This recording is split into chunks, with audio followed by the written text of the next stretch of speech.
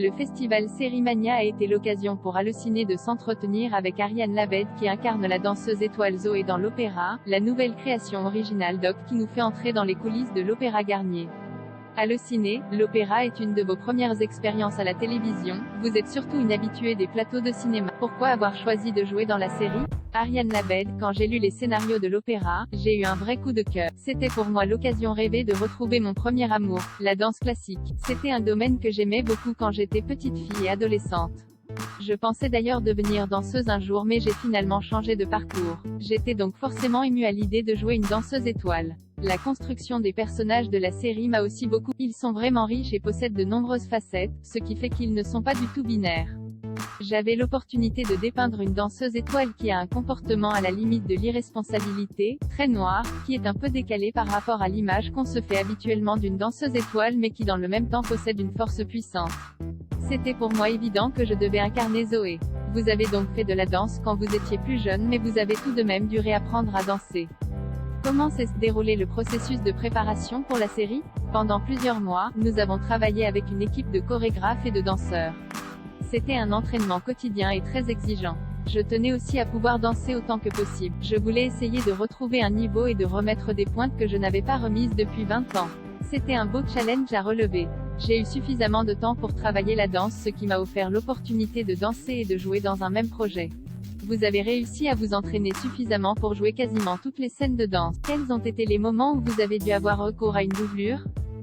J'ai essayé de tout danser effectivement, mais il y a eu des moments où le plan était plus impressionnant si c'était une danseuse professionnelle qui faisait le pas ou le mouvement.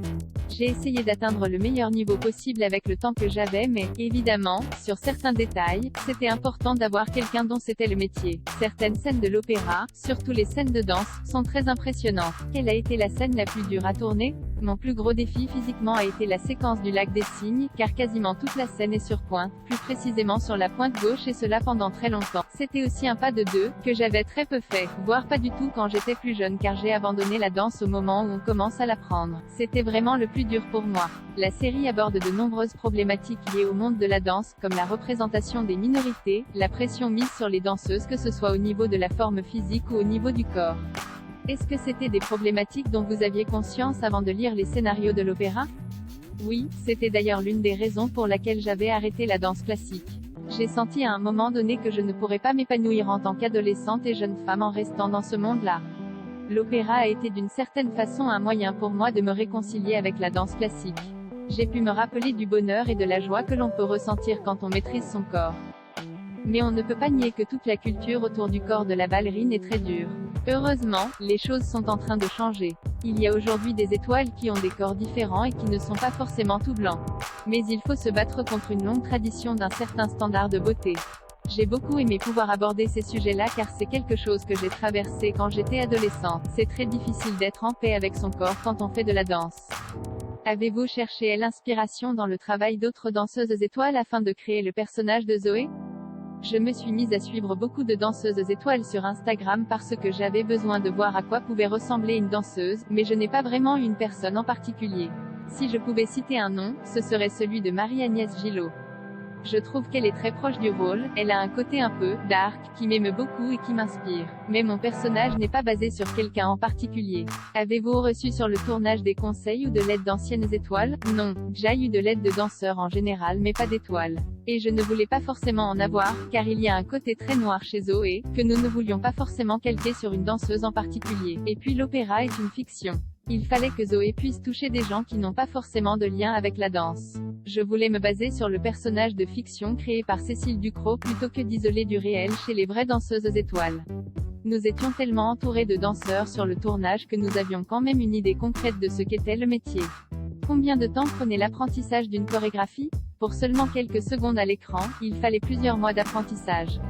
Au final, même si au montage, on ne gardait que quelques secondes, c'était des chorégraphies qui étaient plutôt d'une durée de 2 ou 3 minutes. Mais, ce n'est pas forcément l'apprentissage des chorégraphies qui était le plus long, c'était surtout l'exécution et donc l'entraînement. J'ai dû beaucoup travailler mes pointes. Il fallait que je remuscle des muscles que nous n'utilisons pas habituellement. C'était des mois de travail.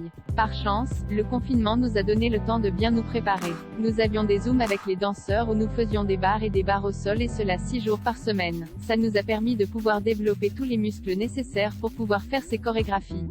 Le tournage de certaines scènes s'est déroulé à l'Opéra Garnier. Pour une personne passionnée de danse, ça devait être un rêve devenu réalité? C'est un rêve de petite fille. C'est d'ailleurs aussi une des raisons pour laquelle Jai fait la série. J'avais visité l'opéra quand j'étais petite fille, Jai même retrouvé une photo de moi à 9 ans en bas des marches que j'avais fait lors d'une visite touristique, et l'a dit être, de tourner là-bas et d'y travailler, c'était évidemment très émouvant. C'est un lieu incroyable, qui est chargé d'histoire. La série a déjà été renouvelée pour une saison 2 qui est entrée en tournage en juin dernier. Pouvez-vous nous en dire un peu plus sur ce qui attend votre personnage? Je ne peux rien dire de très près, mais je peux déjà vous dire que nous avons repris l'entraînement physique.